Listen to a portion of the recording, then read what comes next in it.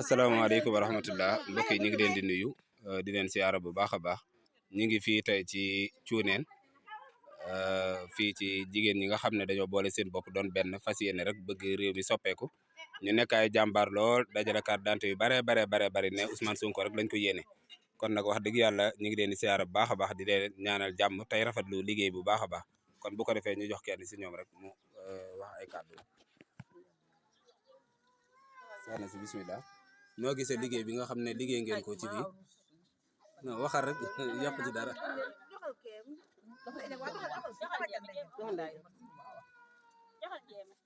bu ko defee kon soxna Ndeye ñu ngi lay nuyu di wax ne nan nga gisee liggéey bi nga xam ne waa koñ bi liggéey nañ ko ak niñ amee ak farlu ci liggéey bi incha allah. waaw waa koñ bi de moom am nañ farlu ci liggéey bi ndax dañoo sonn ci Macky Sall dañ cee dee dañ cee tay bëgg rek mu jóg fi looloo tax ñu jàppale Sonko pour mu falu waaw ndax ñu sonn nañ trop ñun moom dañoo sonn trop waaw léegi nag dañoo bëgg a changé ndax nax yi bari na Macky Sall ba mu fi jaare léegi defaluñu fi dara lu dul dañoo gën a sonn ñun jigéen ñi sàmm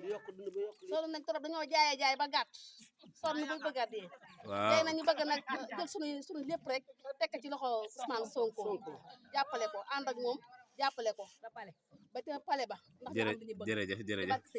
jërëjëf kon ñu rafetlu nañ liggéey bu baax a baax gis ngeen jigéen ñi wax dëgg yàlla ay jàmbaar dëgg lañ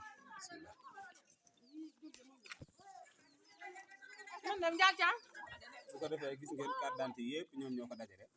ak yeneen yi nga xam ne mi ngi nii ci soxna si wax dëgg yàlla ñuy am mbégte nga xam ne 111 bi daal la ñëpp di pare kon nag ne si ñëpp xam ne rek wax dëgg yàlla lii moom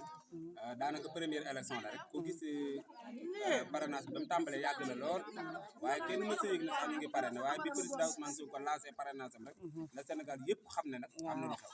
kon loolu day tegtale ne rek réew mi Ousmane Sonko moo ko téye kon ñu ngi koy ñaanal yàlla 2024 yàlla na ko suñu borom dugal ci allahumma amin allahumma amin bi mu joxee ndigal li rek ndigal jóg ci